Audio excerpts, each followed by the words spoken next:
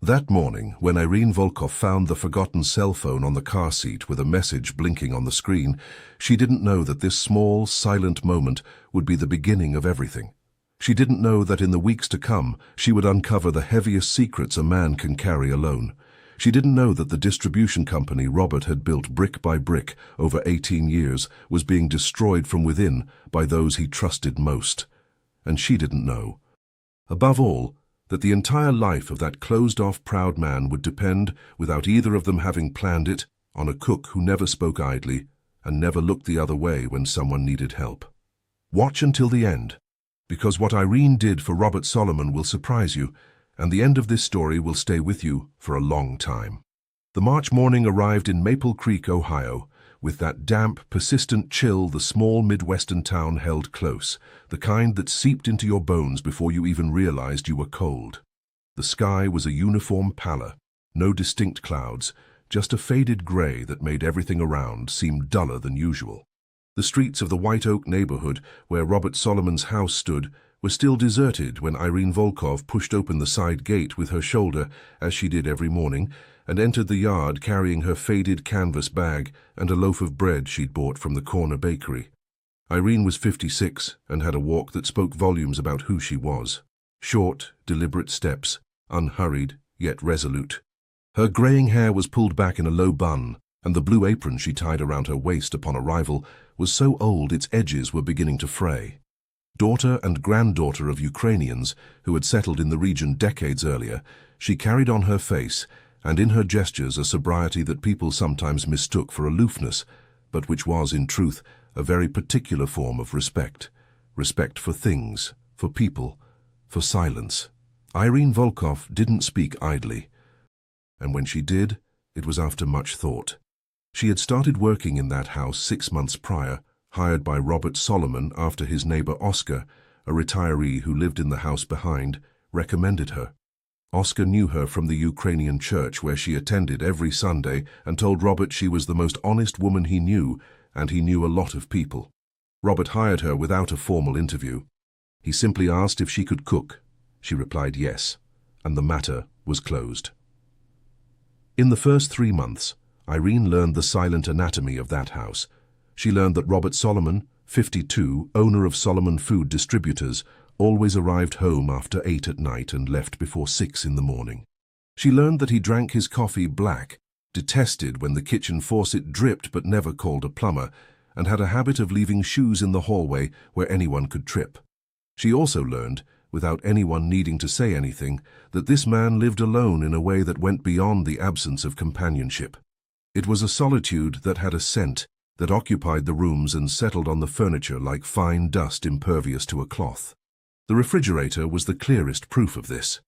Irene filled the fridge on Tuesdays and Thursdays, leaving dishes packed with handwritten labels: pot roast, hearty stew, chicken noodle soup. And when she returned 2 days later, she'd find half of them untouched, sometimes even with the aluminum foil seals still intact. At first, she thought the food wasn't good. She remade the recipes, put extra care into the seasonings, used herbs her mother had taught her to grow in her backyard. But the dishes kept coming back. It wasn't a matter of taste. It was that Robert Solomon simply wasn't eating.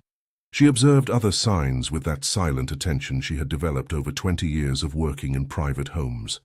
He was losing weight. Not drastically, but noticeably. The pants she folded and put away in the closet now needed a belt where they hadn't before. Dark circles deepened under his eyes. 2 or 3 times a week, he'd arrive home late, and Irene, who would have already left, would notice the next morning by the glass in the sink and the subtle scent in the air that he'd been drinking alone in the kitchen during the night. She didn't judge, she merely observed, and filed it away. That March morning, Robert had left at 5:40. Irene knew the time because the sound of the automatic gate had woken her in the simple room he'd improvised for her on nights she stayed late, a small space with a bed and a dresser against the back wall. She lay there for a few more minutes, listening to the car engine fade into the silence of the street, then got up. She had things to do. The garage was alongside the house, with an entrance through the kitchen. Fortnightly, Irene would pull the car out and wash it in the driveway, a task Robert had requested when he hired her, saying he didn't have time for such things. It was one of the few tasks that involved her directly handling his belongings, and she always did it with an almost ceremonial care. She folded papers on the dashboard, tucked loose change into the console, organized documents in the glove compartment. It was when she opened the driver's side door to retrieve the keys that she saw the cell phone. It was on the seat, screen face up, the right side cracked in a thin line running from the top corner almost to the middle of the display. The screen was lit. A notification pulsed, expanded because the phone was unlocked on the side, visible without needing to touch anything. The contact name was Dr. Campbell. The message appeared in full. "Robert, the results are in. I need to see you this week. It's urgent." Irene froze. She wasn't one to snoop. In 20 years of working in other people's homes, she'd learned that survival in her profession depended on a clear distinction between what was hers and what wasn't. But the message was there, open, without her having done anything to see it. And what she saw wouldn't leave her mind. She picked up the phone carefully, as if it were something fragile, and carried it to the kitchen. She placed it on the table, on the trivet that always sat in the center. She stared at it for a while. Then she went to fetch a piece of paper from the pad in the drawer next to the fridge, the same pad where she jotted down her grocery list, and wrote in large, clear letters, "Found in car. Someone left an urgent message." She folded the paper and left it under the phone. The day passed slowly. Irene made lunch, cleaned the bedrooms, scrubbed the bathroom with that homemade cedar soap she prepared herself, a recipe from her grandmother. The afternoon brought a colder wind, and she closed the back windows. As she worked, her mind kept returning to the same point. The results are in. Urgent. She didn't know what these results were, but there was something in the choice of words, in the way the doctor wrote urgent without any preamble, that made her stomach clench. Robert arrived at 8:20. Irene was already almost leaving, her bag on her shoulder, when she heard the key in the lock. He entered without a greeting, as was his custom, tossed his coat onto the hook by the entrance, and went straight to the kitchen, likely in search of the glass of water he drank every night before heading upstairs. That's when he saw the cell phone on the table, and the note beneath it. Irene watched from the hallway where she had inadvertently paused. She saw Robert pick up the paper, read it, and then she saw something she had never witnessed in 6 months. The color drained from his face. It wasn't gradual. It happened all at once, as if someone had flipped a switch. He became physically pale, as if the blood had rushed elsewhere. He stood with his back to her, holding the paper with both hands. Irene shifted her bag deeper onto her shoulder and said, in her firm, unaffected voice, "It was on the passenger seat. I thought it best to bring it inside." He turned. He looked at her for a second that felt longer than it was. "Thank you," he said. His voice was hoarse, compressed, as if he was making an effort for the word to come out normally. She nodded and left. She didn't ask anything, she said nothing more. But as she pushed open the side gate and stepped out into the dark, cold March night, she knew, with that solid certainty that only comes from years of silently reading people, that this man's life had changed direction in that moment, and that she was somehow, without having asked for it, and without yet understanding how, a part of this story. For the next 3 days, Robert didn't go to the office. Irene arrived Monday morning and found the hallway light still on from the night before. On Tuesday, the car didn't leave the garage.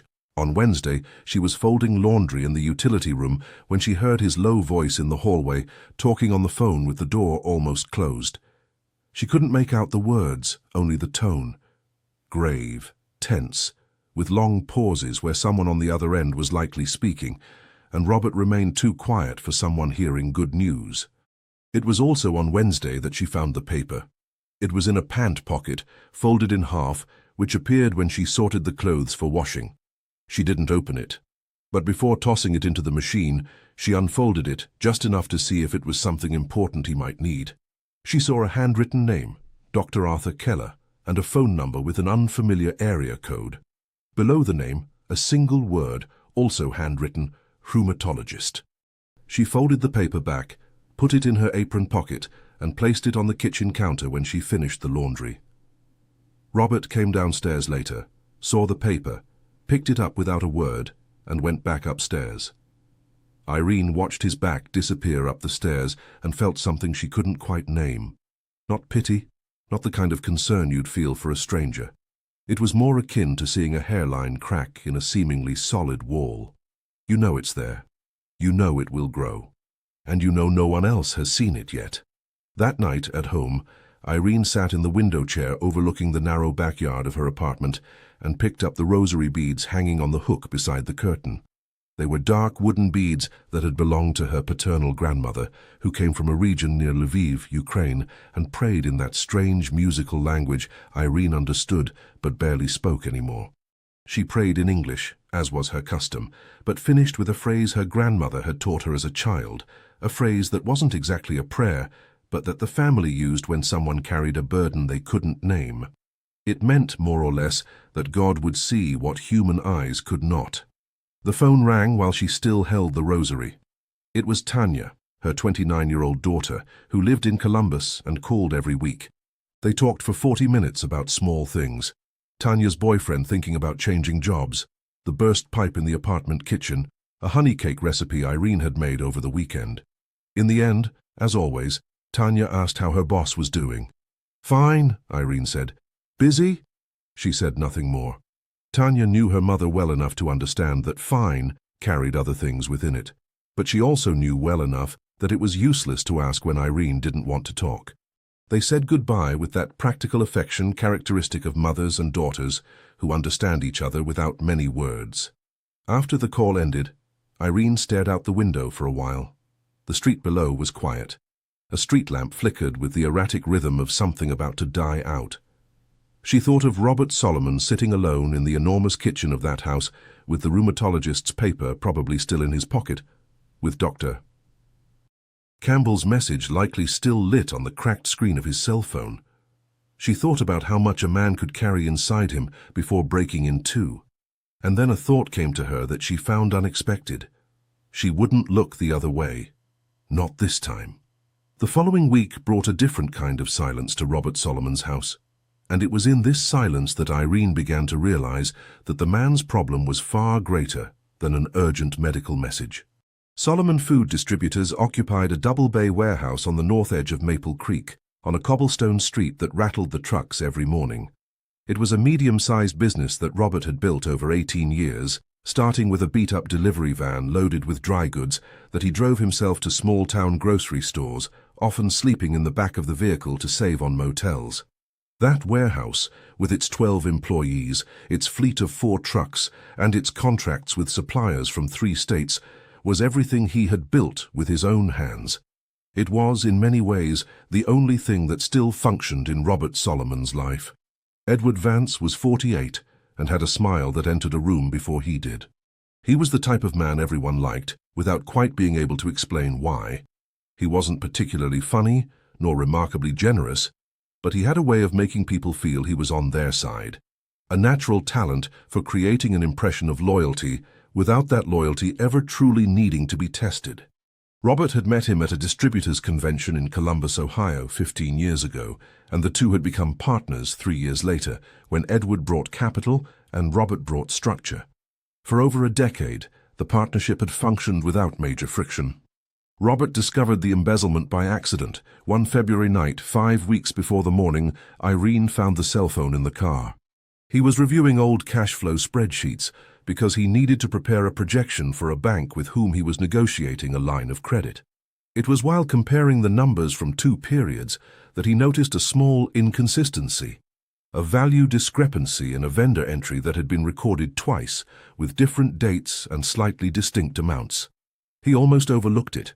There were 2 years of entries, hundreds of lines, and the difference was only a few $100s.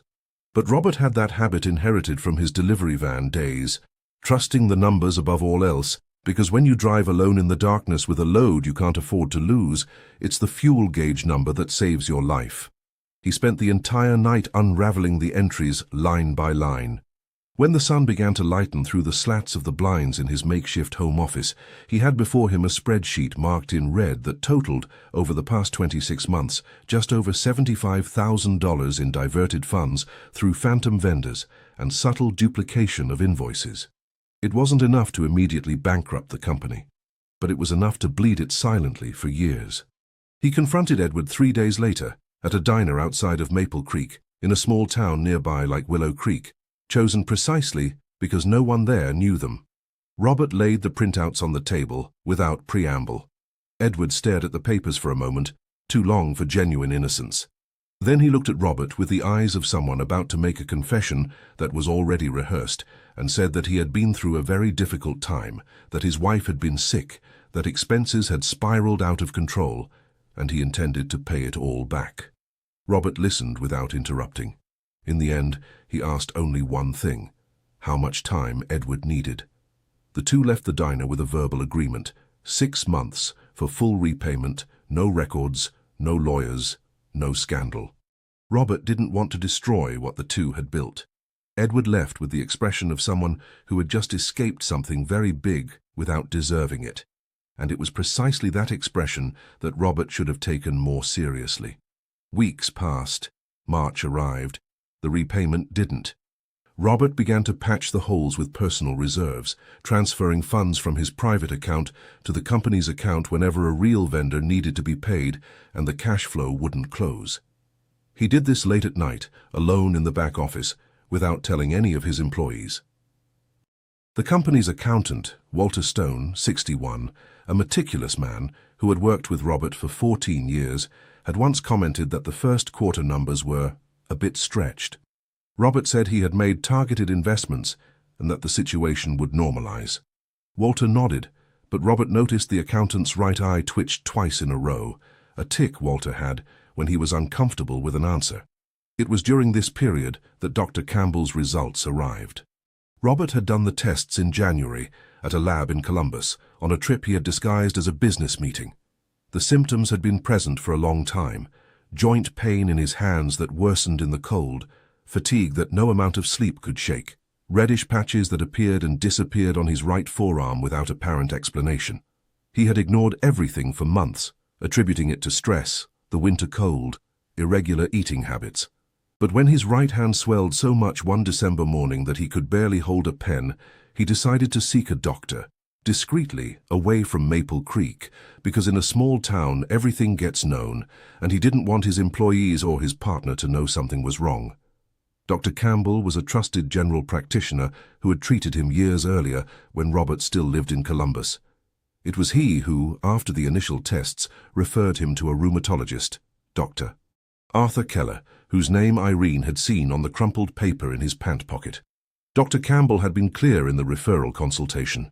The results indicated an autoimmune condition, likely early-stage systemic lupus erythematosus, and it was necessary to confirm with a specialist before any conclusions. Robert heard the name of the disease and stared at a fixed point on the consultation room wall for a few seconds. The doctor said more things. Robert heard the words, but the meaning took time to sink in. He returned to Maple Creek the same day, drove 4 hours without turning on the radio, and when he arrived home, he sat on the edge of his bed and remained there for a time he couldn't measure. He didn't cry. Robert Solomon wasn't one to cry easily, a trait he recognized himself, not with pride, but with a kind of resignation, like someone accepting they were born with a different kind of screw loose. He processed things slowly, internally, alone, and only after everything had settled could he act. The problem was that this time, too many things were settling at once. Dr. Campbell's message saying the rheumatologist's results had arrived and that it was urgent to meet him came 3 days after the cell phone had been forgotten in the car. Robert called the doctor that same night, after Irene had left. Dr. Campbell was direct. The diagnosis was confirmed: systemic lupus erythematosus, with moderate joint involvement and indicators that his immune system had been overactive for some time. The good news, the doctor used that exact phrase, the good news, was that an early diagnosis completely changed the prognosis. With proper treatment, lifestyle changes, and regular follow-ups, it was possible to live very well. But it demanded commitment. It demanded that Robert stop ignoring his own body. Robert hung up the phone and sat in the back office chair until midnight. The window was open, and the cold came in waves. He didn't close it. In the following days, he stayed home. He hadn't informed his employees sufficiently in advance, merely sending a message to the operations supervisor stating he was dealing with personal matters. Edward took over the daily presence at the warehouse, something Robert would normally have overseen closely. But in those weeks, Robert had no energy to oversee anything. He took calls in the hallway in a low voice, signed documents Walter sent via messenger, and spent the rest of his time in the back office or the kitchen, staring at nothing. It was on one of those mornings, a Thursday with a fine rain tapping insistently on the roof, that Irene arrived for work and found Robert sitting at the kitchen table at 10 in the morning. He was in his pajamas, his coffee cup in front of him, cold, untouched. His elbows were on the table, and his shoulders were curved inward in a way Irene had only seen once before in her life, when she'd mourned her husband years ago, and watched his brothers sitting on the funeral home bench with that posture of someone carrying a weight that had no definable shape. She entered the kitchen silently, placed her bag on her usual chair, and went straight to the stove. She picked up the cold cup in front of Robert, without asking permission, poured the coffee down the drain, washed the cup, and put fresh coffee on to brew. He watched her do all this without saying a word. She placed the hot cup back in front of him, pulled up a chair, and sat down. There was a silence that lasted perhaps 2 minutes. The rain continued on the roof. "It's none of my business," Irene said, with the calm, direct voice of someone who truly believes what they're saying. "But I'm worried." Robert looked at her. It was the first time since she had started working there that their eyes had truly met, neither looking down nor past the other's shoulder. He stared at her for a time she didn't flinch from. Then he looked at the cup. He took a sip. The coffee was still warm. He didn't tell her everything. He didn't mention Edward, didn't talk about the embezzlement, didn't speak of the company's numbers. But he spoke of the doctor. He spoke of the tests. He spoke, in a voice that lost and regained the thread of his sentences, that he had received a diagnosis that changed some things, and he was still trying to understand exactly what had changed. Irene listened without interrupting.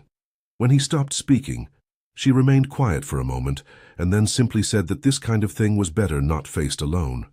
He didn't answer, but he also didn't get up.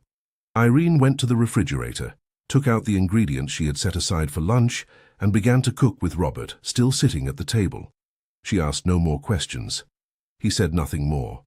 But there was something different about that shared silence in the kitchen, smelling of sautéing onions and rain on the roof.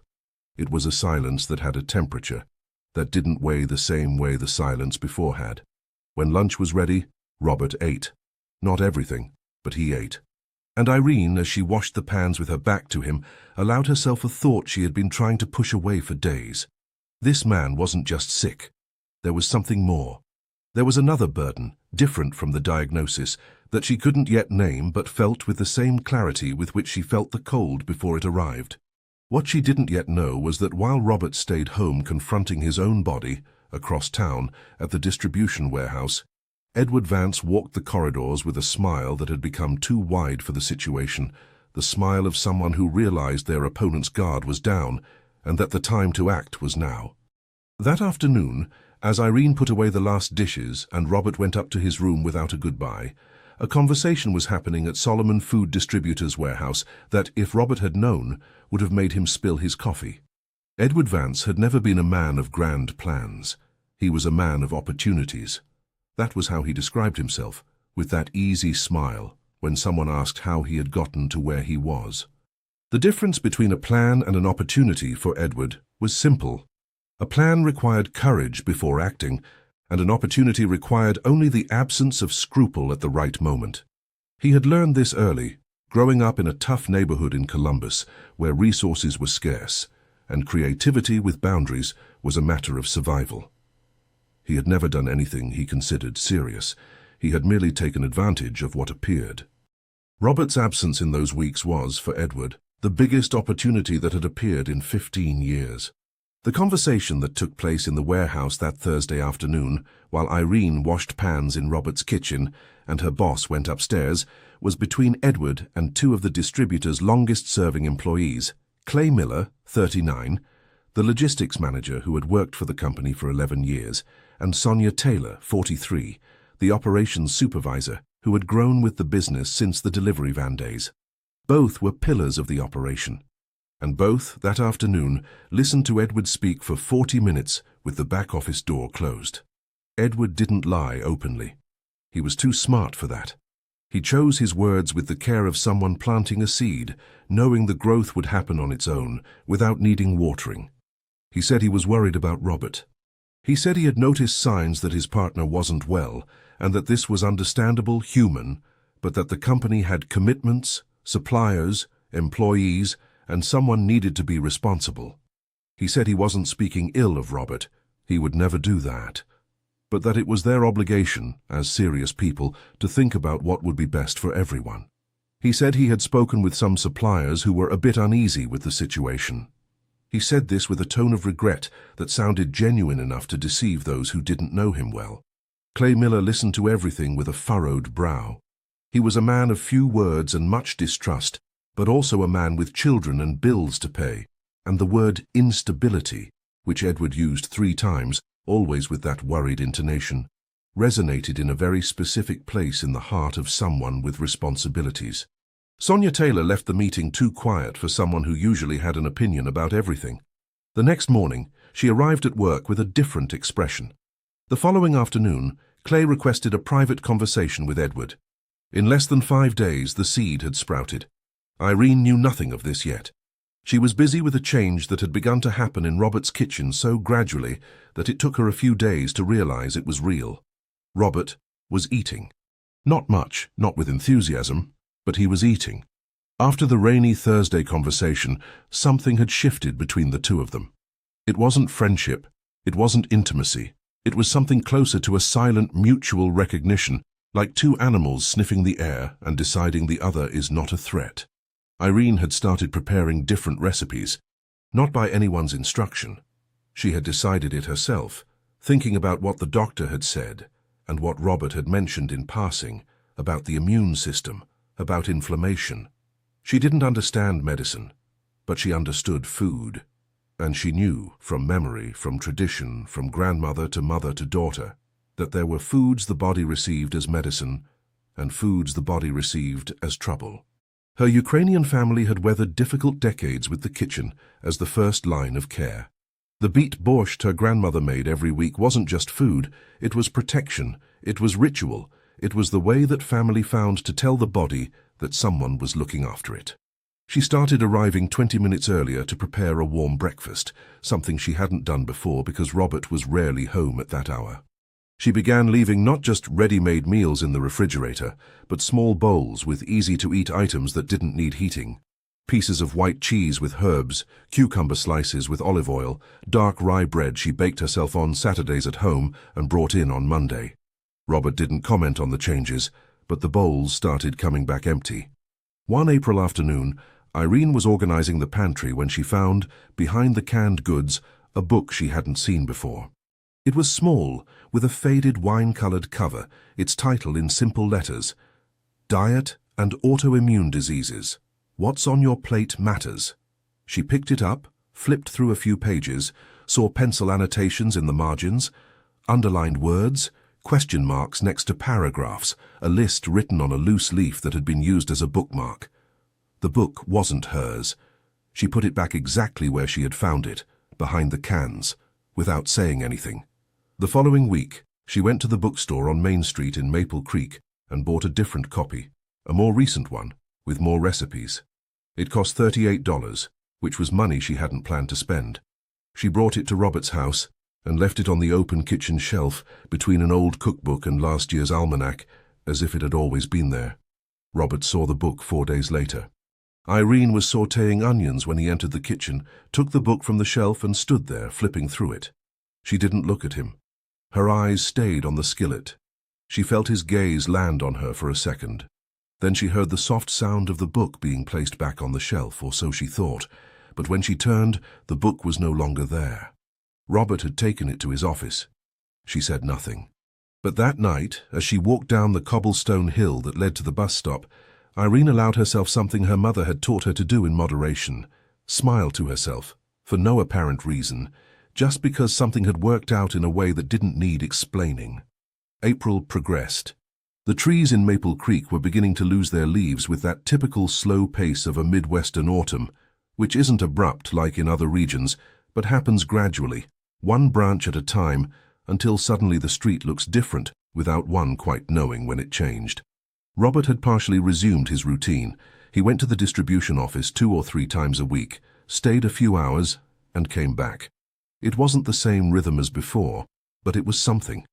Irene noticed that he had started leaving in the morning with his hair combed, which rarely happened during the weeks he had been reclusive. But there was something else she noticed and couldn't precisely identify. Robert would arrive home from work with a different expression than he had when he left. It wasn't physical exhaustion. It was that other kind of weariness, the kind that comes from holding something for too long. Sometimes he would sit on the living room couch without turning on the TV, just with his cell phone face down on the side table, staring at the wall. Irene would pass by the door, see it, and feel that crack again. The one she had felt months ago. It was bigger. It was on a Friday at the end of April that she found out. Irene attended Ukrainian Mass every Sunday at St. Joseph's Church in downtown Maple Creek, where the Slavic community had preserved the Byzantine Rite liturgy, with chants that sounded in a way she had never been able to describe to those who hadn't heard them, as if the voices came from within the very stone. There she knew almost everyone, and everyone knew her. It was a small, dense community, where people knew about each other's lives, not through gossip, but through the natural closeness of those who have shared the same ground and the same rituals for generations. That Friday, Irene went to the municipal market to buy vegetables and found Dorothy Miller, 41, wife of Clay, Robert's logistics manager. The two had known each other since childhood. They had attended the same catechism classes, had children who studied together. Dorothy had that agitated way of speaking that made words tumble out in a rush, tripping over each other. They talked about the expensive carrots, about Dorothy's daughter who had gotten into college, about the storm that had knocked down a tree on the gym street the week before. And then, almost in passing, as one might mention the weather, Dorothy said that Clay was worried about his job. That he had had a conversation with the boss's partner, that Edward, and that the company's situation seemed unstable, that perhaps Clay would look for something else before things got worse. What a shame, because he really liked working there, but family came first. Irene listened with the bag of carrots in her hand.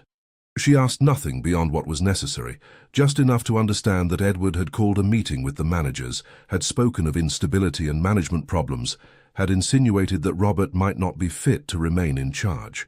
Dorothy hadn't understood the weight of what she was telling her. For her, it was just a wife's concern about her husband's job. But for Irene, those words landed on her chest with a very specific weight. She finished her shopping without rushing, said goodbye to Dorothy with a hug, and left the market walking at her usual pace. Short, firm steps, unhurried yet resolute. Inside, however, there was a turbulence she needed to organize before anything else. She knew this kind of maneuver. She had seen it years ago, when her husband was still alive and worked at a sawmill that went bankrupt not for lack of work, but because the owner's partner had left, taking the working capital in a suitcase. She had seen what that kind of thing did to a man, to a family, to a life built brick by brick. She arrived home, put away the groceries, sat in her window chair, and thought for a long hour. Tanya called in the mid-afternoon, and Irene answered with her usual steady voice, talking about the expensive vegetables and the storm, but said nothing about what she knew. Not yet. What bothered her wasn't just what Edward was doing, it was what Robert didn't know was happening.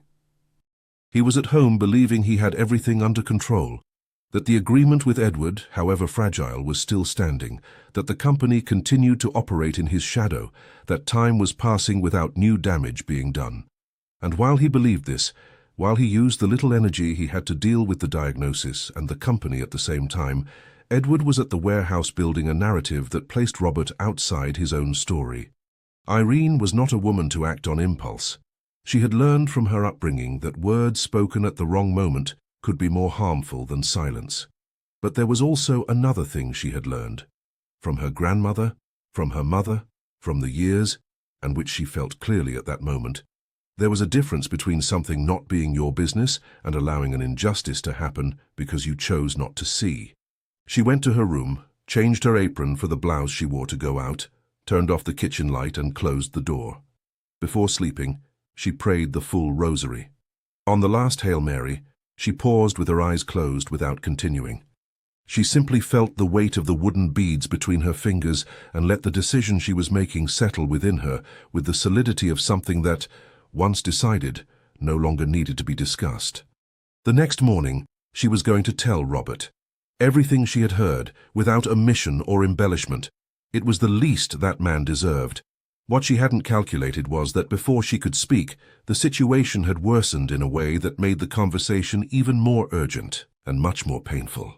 The following Monday, when Irene arrived at Robert's house with her decision made and her heart firm, she found a note on the kitchen table that Robert had left before he left. The names of 2 managers who had resigned on Friday, with a handwritten note that simply read, "I don't understand what's happening."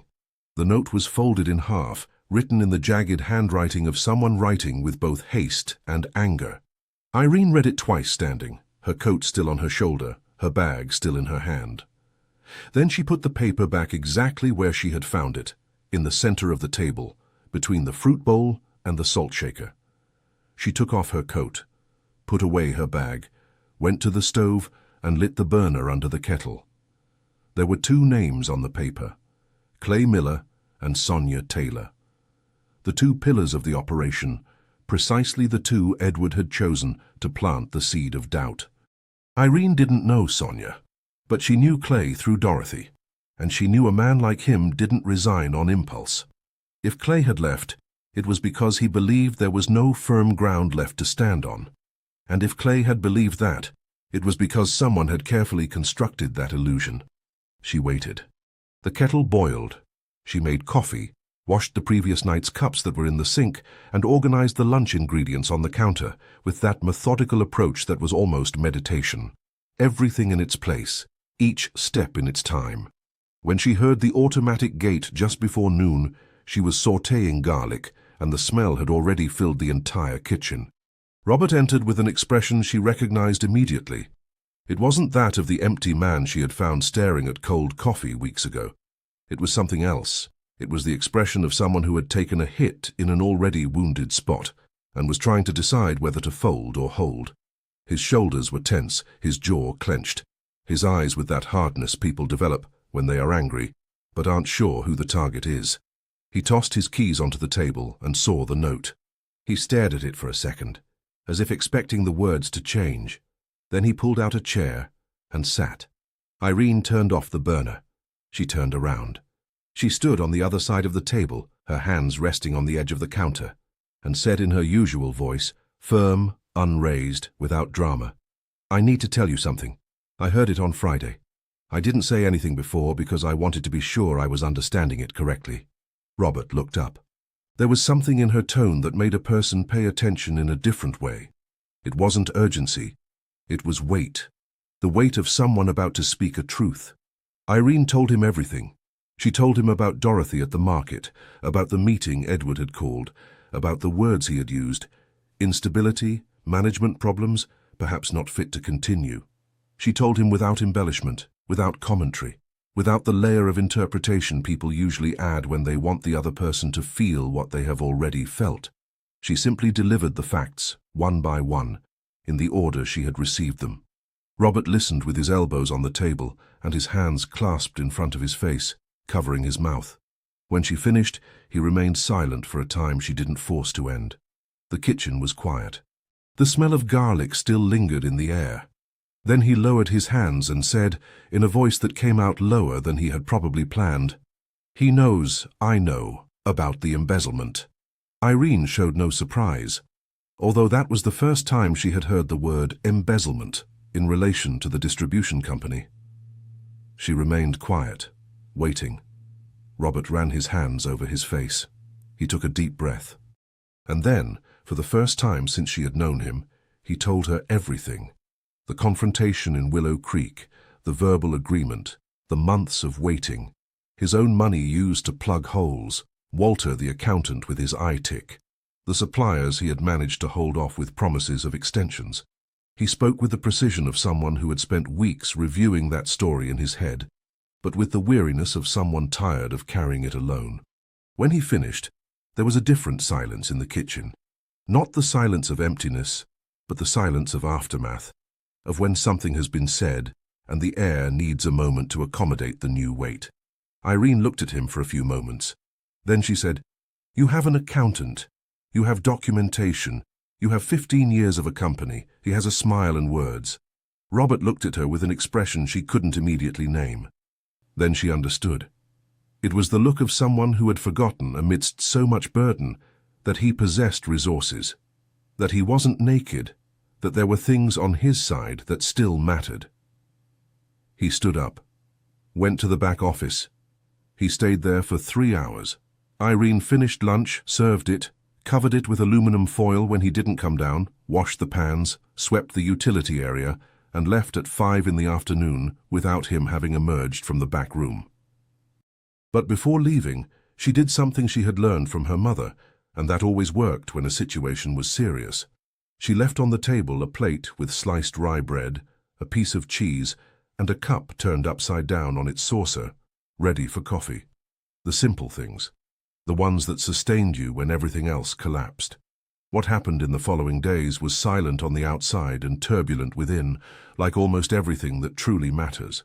Robert called his lawyer that same afternoon, a professional from a larger town like Akron, Ohio, named David Vance, 54, who had represented Robert in a contractual matter years ago and had a reputation for being discreet above all else.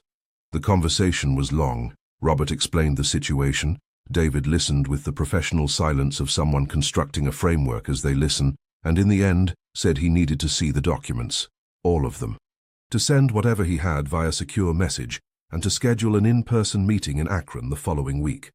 Robert spent the night gathering what he had, the spreadsheets with the red markings, the bank statements, the duplicated invoices he had identified. The informal record of the agreement with Edward, which didn't exist in writing, but there was a text message exchange where Edward confirmed he understood the situation and would resolve it, words a good lawyer could work with. David, when he saw the material, said there was more than enough for a lawsuit for dissolution of partnership due to breach of fiduciary duties. He also said that, in a town the size of Maple Creek, where reputation carried the weight of currency, it was possible Edward would prefer an out-of-court settlement to a public lawsuit. But there was an immediate problem, David clearly pointed out. As long as the legal process wasn't resolved, Edward remained a partner with access to the company's accounts and daily operations. And a partner who knows he's being investigated has every reason to act before the documentation is complete. Robert returned from Akron with the weight of someone who, for the first time, understood the real dimension of the problem. It wasn't just the embezzled money.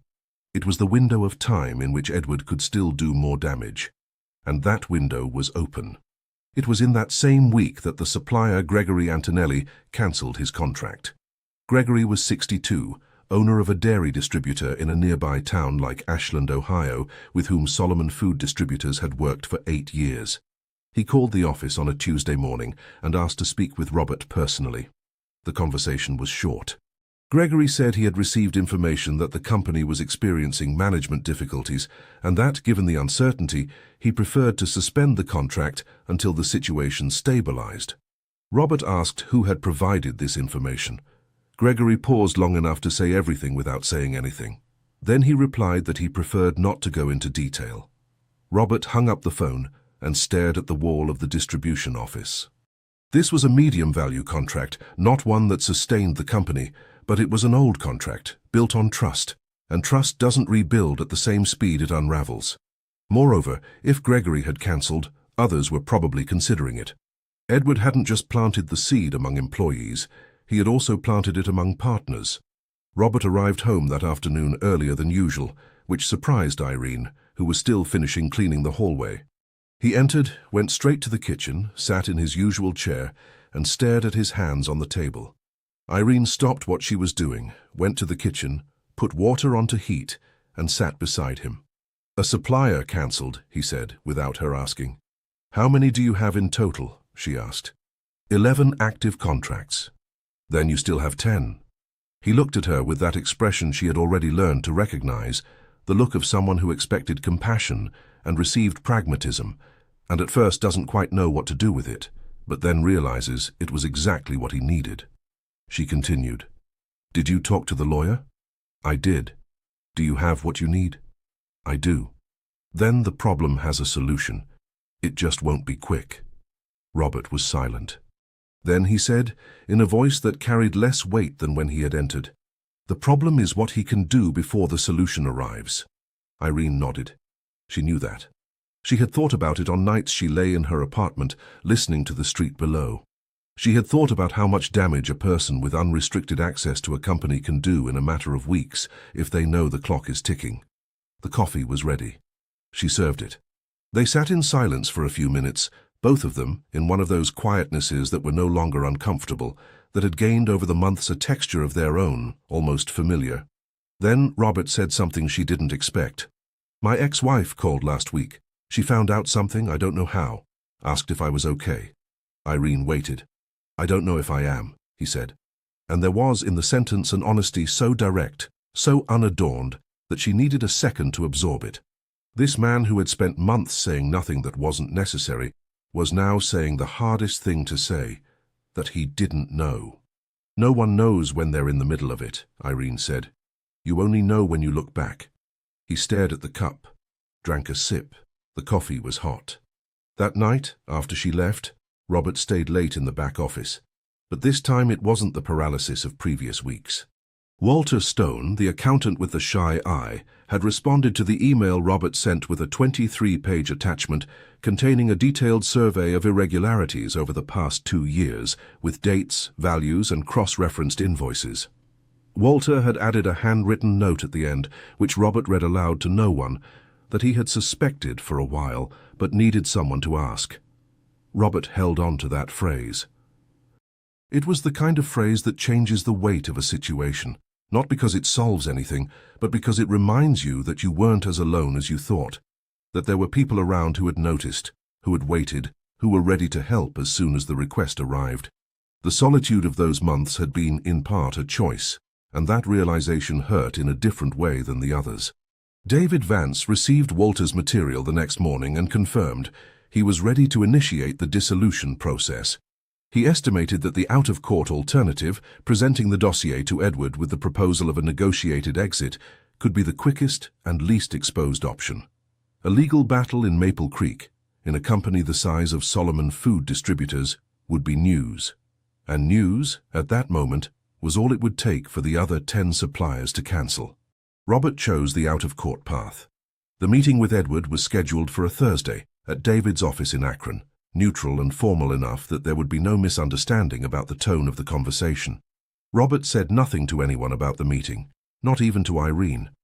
But on Wednesday night, the eve of the meeting, while she was putting away the last dishes of the day, he stopped at the kitchen door with his car keys in hand and said, "Tomorrow I'm going to Akron to take care of something. It might take a while." Irene nodded without taking her eyes off the cups she was putting in the cabinet. "I'll leave lunch in the fridge," she said. "You don't have to." "I'll leave it anyway." He stood for a second at the door. Then he said, "Thank you. For the book, for the food, for telling me what you heard at the market." Irene closed the cabinet door. She turned. She looked at him with that direct, unadorned gaze that was her signature. "It's the least I could do," she said. He nodded. He left, and she was left alone in the kitchen, with the smell of coffee and old wood and the sound of the automatic gate closing outside, knowing that the next day something would change. She didn't know if for the better. Not yet. But it would change. What happened in David Vance's office that Thursday in May was one of the shortest and most definitive conversations Robert Solomon had had in 15 years of partnership. And Edward Vance left there with a smile that, for the first time, didn't arrive before him. The road between Maple Creek and Akron cuts through Ohio's heartland, crossing fields that in winter are covered by a low fog that blurs the contours of things and makes everything seem provisional. Robert drove that Thursday morning in silence, no radio, his hands firm on the steering wheel and his eyes on the white line of the road disappearing beneath the car. He had left at 6:30 to arrive with plenty of time before the scheduled hour. He wasn't the type to show up last minute when the meeting mattered. He had slept little, not from the excitement of someone expecting something good, but from the vigil of someone about to close a chapter that had lasted too long. 15 years of partnership. 15 years of shared decisions, of trips together to conventions, of lunches where the two discussed the company's future with that specific enthusiasm of someone who built something with their own hands. All of it was about to be dismantled in a room with a glass table and files in chronological order. And even knowing it was necessary, even knowing there was no other reasonable way out, there was a part of Robert that felt that meeting as a kind of preemptive grief. The grief of someone about to bury not a person, but a version of his own life that would never return. David Vance's office was in a 4-story building in downtown Akron, with a dark granite facade and a white-haired receptionist who spoke in a low voice as if the environment demanded reverence. Robert arrived at 8:40. David greeted him with a dry, direct handshake, offered coffee which Robert refused, and the two sat at the meeting room table to review what would be said before Edward arrived. Edward arrived at 9:05, which was Edward being Edward, punctual enough not to seem careless, late enough to make it clear he wasn't the anxious one. He entered with his jacket open, his smile in place, greeting David with excessive familiarity, as if trying to establish field neutrality before even sitting down. When he saw Robert, the smile didn't disappear, but it lost a millimeter of width on each side, imperceptible to those not paying attention, too visible to those who were. David conducted the meeting with the precision of someone who had done this many times. He presented the material without embellishment. Spreadsheets, statements, duplicated invoices, Walter's report. He placed the documents on the table in order, one by one, with no commentary beyond what was strictly necessary. He let the numbers speak. Edward listened to everything with an expression that changed in layers. First, the staged surprise of someone pretending not to recognize what they're seeing, then the quick assessment of someone who understands that the easy way out no longer exists, and finally that subtle contraction around the eyes of someone calculating what they can still salvage. He didn't deny it. There was no way to deny it, with 23 pages of documentation on the table. What he did was ask, in a voice that had lost its usual warmth, what the conditions were. David was direct. Immediate removal from operational management, formal transfer of partnership interest within 60 days, repayment of 80% of the documented embezzled amount in monthly installments over 18 months. In exchange, the process would remain out of court and without public record. Edward could leave this story with whatever dignity remained, provided he left. There was a silence that lasted perhaps 3 minutes, long enough to be uncomfortable, short enough that no one needed to fill it with unnecessary words. Edward looked at the documents, looked at Robert. Robert didn't look away. Then Edward said he needed a day to consult his own lawyer. David said yes. There was a 48-hour deadline for the formal response. Edward stood up, took his jacket from the back of the chair, with a gesture that tried to be casual, but held the stiffness of someone holding a lot in, and left. The smile was no longer on his face when he walked through the door. Robert remained seated for a few seconds after the door closed. David said it had gone well. Robert nodded. But what he felt wasn't relief. It was that specific exhaustion that comes after prolonged tension, when the body realizes the danger has passed and decides to collect its due all at once. He left the office at 11 in the morning and stood on the sidewalk for a few minutes, the Akron chill hitting his face. Then he took his cell phone from his pocket and stared at it. There was a message from Walter asking how it had gone. There was a message from his ex-wife, Grace, saying the kids wanted to talk to him over the weekend. There was a message from one of the remaining suppliers confirming the month's order. There was no message from Irene. She wasn't the type to text, but she had left lunch in the fridge anyway, just as she had said she would. And for some reason, he didn't try to analyze at that moment. That weighed more than it should have. Edward's response arrived the next day, within the deadline, through his lawyer, a man from Columbus named Mr. Thompson, whom David knew well and described as someone who knew when a battle was lost. Edward accepted the conditions with one alteration. He wanted the repayment period to be 24 months instead of 18. David consulted Robert. Robert agreed, and the agreement was finalized. Edward's removal from operational management was communicated to the distribution company's employees the following Monday by Robert in person, gathered in the warehouse before business hours. He gave no details beyond what was necessary. He said there was a corporate restructuring underway and that Edward would step back from daily activities starting that week. There was no drama in his voice. There was no room for speculation. The remaining employees, 10 after the 2 resignations, listened in silence. Some exchanged glances. No one asked anything.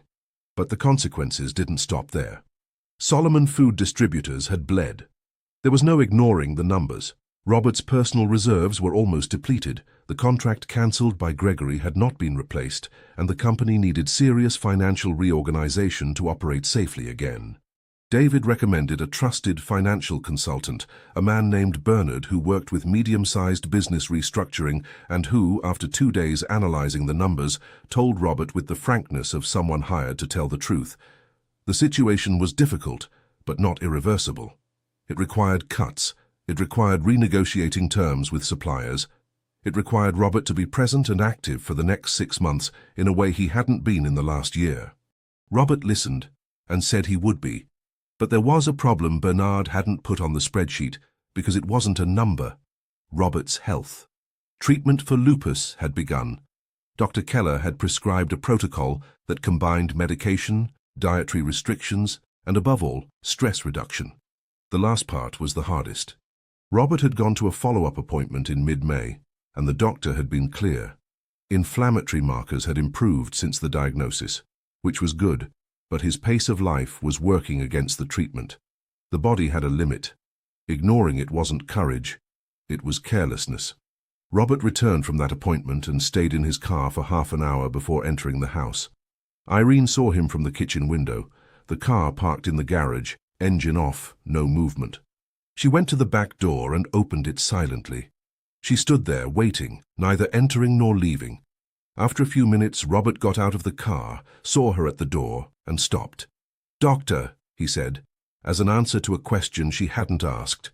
She nodded, opened the door wider. He entered. They sat in the kitchen, as always. Irene served the soup she had made that afternoon, beet borscht with sour cream, one of her grandmother's recipes she had adapted for the dietary restrictions she had read about in the book. Robert ate without speaking. She sat on the other side with a cup of tea, also in silence. Their silence had changed over the months. It was no longer the silence of 2 strangers in the same space. It was the silence of 2 people who didn't need to fill the air to be present. When he finished eating, Robert placed his spoon in the bowl and said, "The doctor said I need to slow down." "I know," Irene said. "You know? I read it in the book. Stress worsens inflammation. Inflammation worsens everything." He looked at her with that expression she already knew, the look of someone surprised by something that, in retrospect, shouldn't have been a surprise at all. "I can't slow down now," he said. "The company needs me present. You can be present without destroying yourself. I don't know how to do that." Irene was silent for a moment. Then she said, "You learn to eat again. You learn to sleep with less noise in your head. You can learn this too." Robert stared at the empty bowl. There was something about that conversation that was different from the others. There was a reciprocity that hadn't existed before, a kind of unsaid contract that had formed between the 2 over the months, where she could say direct things and he could listen to them without closing off. "My oldest daughter is coming to visit next month," he said after a while. "She's 16, and I haven't seen her since Christmas." Irene said nothing. She waited. "She's going to see a house and a father who are trying to put themselves back together at the same time," he said. "I don't know what she'll think of that." "She'll think her father is trying," Irene said. "That's more than many children can say." Robert was quiet. Then he nodded his head in a small, almost inward movement. That night, after Irene left, he called his children. He spoke for 40 minutes with his oldest, Beatrice, and for 20 with his youngest, Henry, who was 13, and talked about soccer with a seriousness Robert had forgotten children had, about the things they loved. When he hung up, there was something in his chest he didn't immediately recognize. It took a few minutes to understand. It was lightness. A small, provisional, but real lightness. June arrived with winter settling over Maple Creek. The nights grew long and cold, and the mornings had that damp silence the town inherited from the hills. Irene began to bring, a few times a week, a jar of native bee honey she bought from a beekeeper in the Ukrainian community. Dark, dense honey with an earthy scent, which she mixed into Robert's tea when he arrived from the office with a throat hoarse from the cold. He never asked. She never explained. It was just one of the many silent things that had become part of the routine of that house. The distribution company was slowly reorganizing. Bernard had renegotiated terms with two important suppliers, and Robert had managed to recover the contract with Gregory Antonelli after a personal visit to Ashland, where the two talked for 2 hours in a diner, and Robert recounted, with the restraint of someone not asking for pity but telling the truth, what had happened in recent months. Gregory listened, drank his coffee, and said he would reinstate the contract. He also said he regretted having acted so hastily. There was, in the old man's voice, something that sounded like shame. The shame of someone who realizes they had been used as a pawn without realizing it. But not everything had been resolved. The two resignations of Clay and Sonia had left holes in the operation that took time to close. The replacements Robert had hired were competent, but didn't know the company inside and out the way the two former employees did. There were small errors, delivery delays, customer complaints that hadn't existed before. Robert absorbed each of these occurrences with that new patience he was learning. Not the patience of resignation, but the patience of someone who understands that reconstruction has its own rhythm and there's no point in forcing it. There was also the matter of Clay. Dorothy had met Irene at church one Sunday in June and, almost in passing, mentioned that Clay was regretting his decision. That he had left believing a version of the story that wasn't true, and that now, seeing from afar how things had unfolded, he felt he had made a mistake. Irene listened, nodded, and filed it away. The following week, without saying anything to Robert in advance, she mentioned, while organizing the pantry, that she had met Dorothy at Mass, and that Clay might not be the enemy he seemed, that he had been deceived, like others. Robert was silent for a moment. Then he went to the window, stared out at the backyard with his hands in his pockets. "He resigned," Robert said. "Yes," Irene said. "But he resigned because he believed a lie, not because he wanted to hurt you." Another silence. The backyard was quiet. A blue jay landed on the branch of the crabapple tree in the back, the metallic plumaged bird that was a common sight in Midwestern backyards and appeared in that yard every morning without fail, as if by arrangement. "I'll think about it," Robert said. And there was in the way he said it, without refusal, without haste, but without closing off, something Irene recognized as progress. He was learning not to treat every decision as a battle. He was learning that some doors could be left ajar without it being a weakness. She finished organizing the pantry and went to the sink to wash her hands. The blue jay was still on the branch when she looked out the window. There was something in that image, the man with his back turned, the quiet bird, the cold backyard, that stayed with her the rest of the day, like the memory of a scene that hadn't quite finished playing out.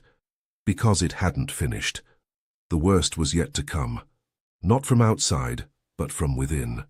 And it would come from a place neither Robert nor Irene had predicted. In July, when winter was at its deepest point, and Robert's house smelled of firewood and warm soup, news arrived that made everything that had been built in recent months tremble in a way neither of them had expected.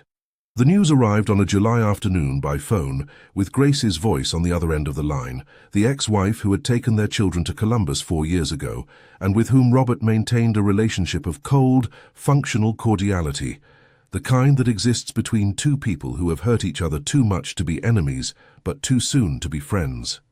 Grace spoke calmly, as if she had chosen her words before dialing, and said that Beatrice, their oldest daughter, 16, who was coming to visit her father next month, had suffered a severe anxiety attack the previous week, that she had stayed in her room for 2 days, that the doctor had said professional help was needed, that there was an accumulated emotional burden that needed to be addressed, and that part of that burden had a name: her father's distance. Robert stood with the phone in his hand after the call ended, motionless in the hallway. Irene was in the kitchen and heard the quality of the silence change, that specific silence after bad news, which is different from all other silences because it has density. She didn't go to him. She waited. He entered the kitchen 2 minutes later, his face closed, and his eyes with that expression she had learned to read over the months. It wasn't the expression of a man who was going to fold. It was the expression of a man who was holding too much and knew it, but didn't know how to let go without falling apart. He sat. She placed his usual tea in front of him without asking anything. "My daughter isn't well," he said. "Anxiety. The doctor said it has to do with me." Irene remained silent. "With my absence," he added. The word came out with a specific weight, the weight of things a person already knew but had never said aloud to themselves. "Is she still coming to visit you?" Irene asked. "Yes, next month." "Then you have a month." He looked at her. "A month for what?" "To decide what kind of father she's going to find when she arrives." The phrase wasn't said with cruelty. Irene had no cruelty in her repertoire. She had precision, which sometimes hurts more, but hurts in a way that opens instead of closes. Robert stared at the cup. The steam from the tea spiraled up and disappeared into the cold kitchen air. "I don't know how to be a long-distance father," he said. "I never did." "I know," Irene said, "but she's not asking you to learn how to be a long-distance father. She's asking you to show up close." There was a long silence. The blue jay was on the branch outside, as almost always at that hour. Winter had deepened the shadows in the backyard, and the remaining leaves on the trees had that old copper color that late autumn leaves before completely giving up. Robert stared at the backyard for a while. Then he said in a voice that had lost its rigidity and sounded only like what it was, tired and honest, "I spent the last 15 years building a company. Before that, I spent my entire childhood trying to prove to my father that I could. And in the midst of it all, I forgot to show up for the people who didn't need me to prove anything." Irene remained quiet. It wasn't the moment to say anything. It was the moment to let that hang in the air, complete, without anyone trying to fix or alleviate it. After a while, she just said, "You're realizing. That's already different from before." He nodded, drank his tea. And there was in the gesture something she recognized as a silent turning point. Not the dramatic turning point of movies, but the real one, which happens without music or an audience, when a person decides, in the intimacy of a cold kitchen smelling of anise, that they will do things differently. Beatrice arrived in August on a Friday afternoon, with a backpack on her back and her mother's way of walking. Confident steps but watchful eyes, always assessing the environment before settling into it. She had Robert's dark hair and Grace's thin mouth, and a 16-year-old expression that hadn't yet decided if it was adult or child, alternating between the two with the speed of someone discovering themselves. Irene wasn't at the house when Beatrice arrived. Robert had asked her to take that first day off, wanting to welcome his daughter without extra commotion. But she had left the refrigerator organized, the rye bread baked that morning still wrapped in a linen cloth on the counter, and a bowl of ready-made borscht that just needed heating, with a note in large letters taped to the lid. "Heat on low, stir gently." Robert found the note when he went to the kitchen for water and stared at it for a second. Beatrice was in the living room unpacking her backpack, and he stood there in the kitchen with the note in his hand, feeling the weight of something simple. Someone had thought of him on that specific day, had woken early to bake the bread, had left instructions in large letters like someone caring for another who needed to be reminded of the small things. And that simple thing, at that moment, weighed more than he had expected. The weekend with Beatrice wasn't easy. There was no way it could be. There were 4 years of distance to cross in 2 days, and that kind of distance doesn't vanish with goodwill. It vanishes with accumulated time and presence that the two still lacked. There were moments of uncomfortable silence, moments where she answered in monosyllables and he didn't know what to ask, moments where they both sat at the same table staring at their plates without finding the thread of conversation. But there was also Saturday dinner, when he heated the borscht on low heat as the note said, and she tasted it with that polite teenage suspicion of unfamiliar things, and then asked for more. And there was the Sunday morning walk through the downtown streets, when she stopped in front of the Ukrainian church and asked about the different architecture, and he told her what he knew about the Slavic colonization of the region, and she listened with that concentrated attention people have when a topic arrives by an unexpected path. When Grace came to pick her up Sunday afternoon, Beatrice hugged her father on the sidewalk for a time that was longer than a perfunctory farewell embrace. Robert stood on the sidewalk after the car disappeared around the corner, his hands in his pockets and the August chill on his face, and felt something he hadn't felt in a long time, that he had done the right thing. On Monday, when Irene arrived, the house was different. Not in the furniture, not in the organization. It was something in the air, a different quality of silence. Like when a window that has been closed for a long time is opened and the entire room changes without anything having been moved. Robert was in the kitchen when she entered, which was new. He rarely was home in the morning at that hour. He had a cup of coffee in his hand and was looking out the window at the backyard. He heard her enter, turned and said, "The bread was good." She asked for the recipe. Irene placed her bag on her usual chair. "I can teach her when she comes again. She said she'll be back in October." Irene nodded, went to the refrigerator to check what she needed to buy.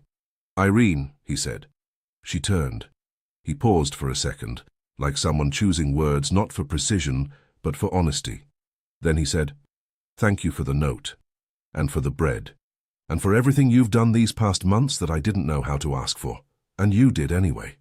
She looked at him for a moment. There was something in his expression that was different from all other times.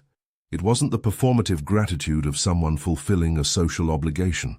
It was real gratitude that comes from within, that is hard to admit, because admitting it is recognizing that you needed help, and the help came from a place you hadn't calculated. "You would have done the same," she said. "I don't know if I would have." "Then maybe you've learned," she said, and went back to the refrigerator. September brought the dogwoods. In Maple Creek, the purple dogwoods always bloomed around this time, first one, then another, then the whole street at once, as if they had conspired. It was one of the things Irene loved about that town, that explosion of color that happened every year, as if it were the first time, as if the town decided to show itself all at once after months of discretion. The distribution company had stabilized. It wasn't at the same level as before the embezzlement. There was still a road to travel, and Bernard had made it clear that full recovery would take at least 2 years. But it was functioning. The suppliers who had stayed were being paid on time. Clay and Sonia's replacements had adapted, and operational errors had decreased. Robert had discreetly opened a conversation with Clay Miller through an intermediary, not to offer the job back, which had been filled, but to make it clear that there was no lingering resentment. Clay had responded with the same restraint, and the two had reached the point where people arrive when they decide not to carry the weight of a misunderstanding forever. Robert's health treatment continued. Inflammatory markers continued to drop. Dr. Keller had said at the last appointment that the protocol was working beyond expectations for that stage, and had mentioned, with that care doctors have when attributing results to factors not included in prescriptions, that the change in diet and the perceptible reduction in stress were probably part of the explanation. Robert had heard that, and thought of Irene without saying it aloud. It was on an October afternoon, 2 days before Beatrice's second visit, that Robert arrived home earlier than usual and found Irene finishing organizing the kitchen. She was facing away, putting pans into the cabinet, when he entered and placed an envelope on the table. "When you're done," he said. She finished what she was doing, closed the cabinet, turned around. She saw the envelope, picked it up. It was a plain white envelope, sealed, with her name written in block letters in the center. The same jagged pressed handwriting from the note she had found on the table months ago, the day of the resignations. She opened it, pulled out the folded sheets. They were 3 pages, with a notary's letterhead and formal language she had to read slowly to understand. She read the first page entirely. Reread the second paragraph. Then she looked up at Robert, who stood on the other side of the table with his hands in his pockets, waiting. The contract was clear. It was no longer a cook's contract. It was a contract for a residential administrator and domestic management consultant, a title she had never heard before but whose meaning was transparent. Salary adjusted by 40%, health insurance, annual bonus. And in the last clause, the one she read 3 times without being able to believe it the first, symbolic participation in the annual profits of Solomon Food Distributors, formally registered as recognition for strategic contribution during a period of institutional crisis. She stared at the pages for a long time. The kitchen was quiet. Outside, through the half-open blinds, came the scent of the dogwoods that had bloomed that week, that sweet and slightly bitter smell that was unlike any other flower and which she associated since childhood with beginnings. She folded the sheets carefully, put them back in the envelope, placed the envelope in her apron pocket. Robert was waiting for something. She could tell by his posture, by the calculated lightness with which he stood, like someone trying to appear indifferent to his own nervousness. She went to the stove, lit the burner under the pot that had been ready since the afternoon, stirred slowly with the wooden spoon. Then, without turning, she said, "I'll accept." He said nothing, but she heard the sound of someone exhaling slowly, the involuntary sound of relief the body makes when it has been holding something without realizing it. "But there's one condition," she said. "What is it?" She turned, looked at him with that direct, unadorned gaze that was her signature, with the slight hint of something that in Irene Volkov passed for humor. It wasn't an open smile. It was a contraction at the corners of her mouth that appeared rarely and was worth more than laughter. "Stop letting the coffee get cold." Robert stared at her for a second.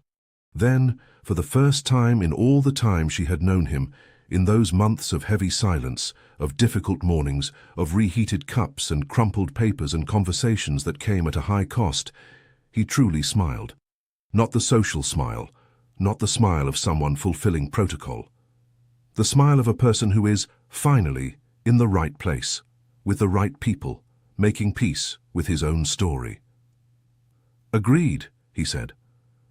Irene turned back to the pot, stirred slowly. The smell of borscht mixed with the scent of the dogwoods drifting in through the blinds, and the kitchen filled with that dense, improbable aroma that is the smell of things that survive time because they were made with care. Outside, Maple Creek continued its small-town rhythm. The cobblestone streets, the church spires, the blue jays on the crabapple branches, the purple dogwoods that bloomed every year as if it were the first time.